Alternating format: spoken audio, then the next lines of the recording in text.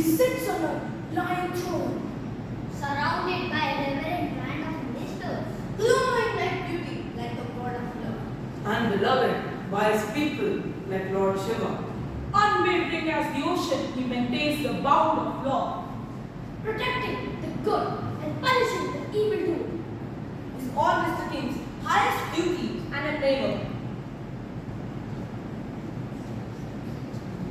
Are you wondering who we all are referring to? Well, this is none other than King Vikramaditya. King Vikramaditya is a powerful and respected king. He has strong armies under his command. But do you know why he was famous among children? Well, this is because of a real life spirit, ghost or dead body known as Betal. We will tell you how Vikram and Betal's story came to the forefront. let's begin centuries ago, where a king called Dharmasena ruled the city of Pratishthanpura, which lay on river Godavari bank. He was powerful and proud of his might. One day he went hunting. On the way back, he overheard a sentence. We are very close to where the never government was by sinner lives. Who is he? Haven't you heard of him? He's a government. He's a never government. The most negative planet possible. They say he's been meditating under the system body for 1,000 years and just survived on the bark of the tree. Why is he torturing his body so? You are a fool. Don't you know by these exotic planets? They do it to get superhuman powers. He is determined to be entered into the heaven and become equal with the celestial beings. He has controlled hunger, thirst, and even excretory functions. What? Where this hermit lives, I would like to meet him and pay him respects. Take me to him. The attendants guided the king towards the municipality, and amidst the hermit was meditating. The king bowed down and greeted him. There was no response from the hermit. The king waited and waited. Hours passed by, but the hermit didn't even blink. The king was now annoyed.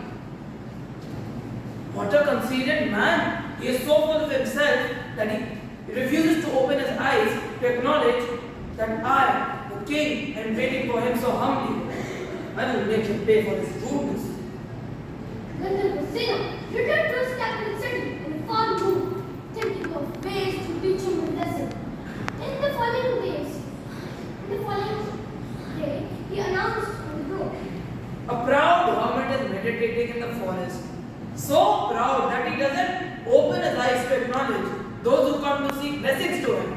He needs to be put in his place. Anyone here who is ready to volunteer to interrupt his penance, I will pay handsomely. Not a single man in the court was offered to disturb the hermit. But suddenly, a woman raised her voice. Your Majesty, I will perform this task. I am young and attractive, and I can say without boasting that no man alive can resist my charms. You might just be the right person. If you can indeed accomplish what I ask, I will reward you with an entire village and much else besides. I swear to you, Your Majesty, I will present him here, this court, soon. The woman went to the king and then she dressed up in the loveliest clothes and headed for the pyramid, Sinsabatri, but the hermit was meditating. The hermit was in deep meditation. Then the woman began singing, dancing, la la la la la. But she had no luck. Then an idea flashed through the woman's mind. She had a basket full of delicious blood. She placed it in front of the tree and crept back into the shadows. When it was a midnight hour, the hermit reached out for his meal of bark. But he got bad. He liked the laddu so much that one night he devoured all 32 laddus. The laddus affected his concentration and he opened his eyes. It was a bright morning and his eyes fell on a young maiden.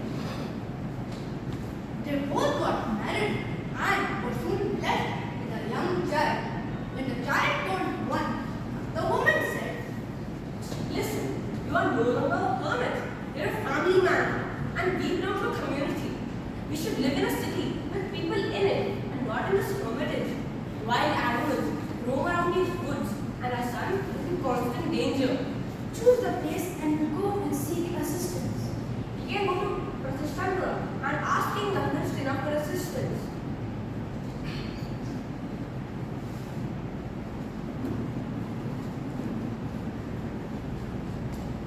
Your Majesty, I would like to present the hermit, Elocution, to you. Oh, most dedicated ascetic, is your penance complete now? The King Gandharvasena's word cut the sage too quick. He recalled all the rigorous penance he had observed and the great award of nirvana he abandoned. Maddened with rage, he plucked his son into the air. The head of the son fell into King Gandharvasena's feet, limbs at the potter's house, and the drum out of the merchant's house.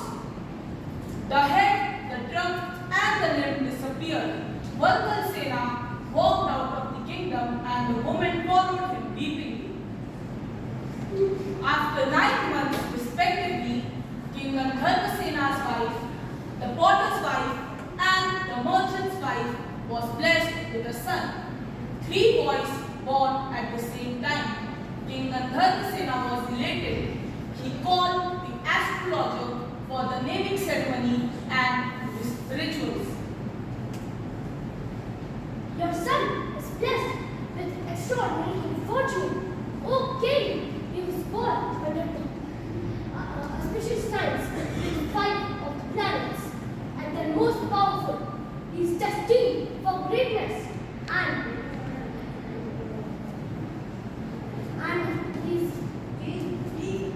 He's destined for greatness. He's destined for greatness. According to the stars, he will be the King of the will kings. demonstrate, the unusual valor and wisdom. I suggest you call Vikramaditya, the son of valor. Vikramaditya! What a lovely name! Curiously, the 2 other boys were born at the same time. Their horoscopes were same. This means that one will slave and the other 2 will become the master of the whole world. Soon, Vikramaditya grew into a well-built man, and so did the other 2 boys. One day, the potter's wife told her son about the horoscope and how he can become master of the world. The potter's son was cunning. He tracked the merchant's son and became his friend. One day, he lured the merchant's son into the forest and killed him. Ah! He hung his body to the simsapa tree. The merchant looked for his son. He couldn't find him. He approached the king of Pratishthanpura to look for his son and punish the criminal. Now, King Vikramaditya was the king of Pratishthanpura, and King Gandharvasena retired. King Vikramaditya was assured that the criminal had been taken care of. But was he? Years passed by. King Vikramaditya was always ensured that he served his subjects and was present at the court all the time. One day, a skull-bearing sadhu arrived at the hall of King Vikramaditya. He held the glistening bilwa fruit, which he presented to the king with the words, Not good, Shambhishara, Your Majesty. "The king accepted the fruit and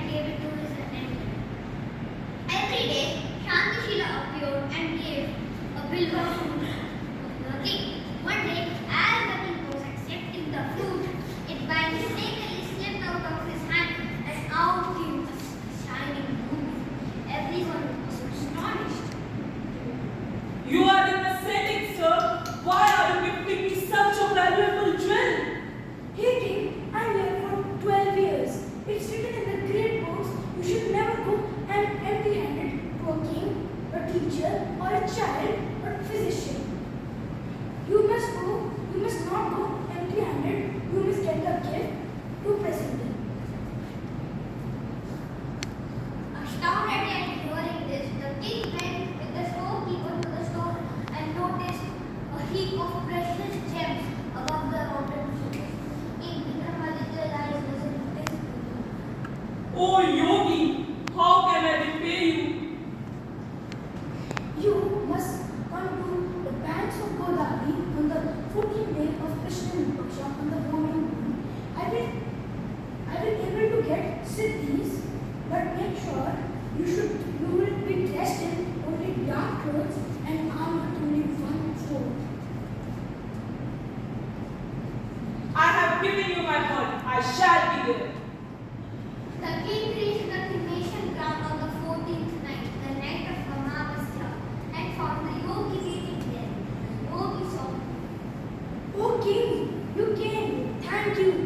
But make sure there's a bigger cremation ground here from here 8 miles.